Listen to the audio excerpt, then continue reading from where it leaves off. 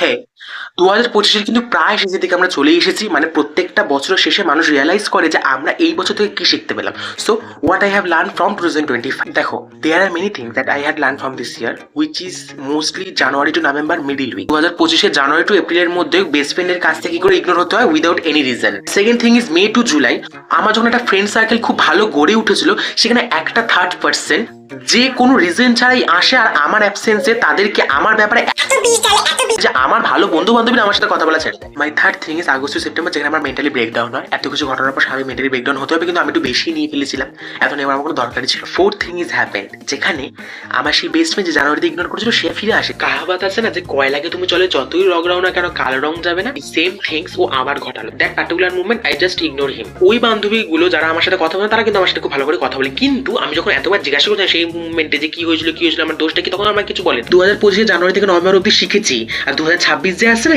এগুলোর এই কাণ্ড কারখানার ফলগুলো আমি দেবো।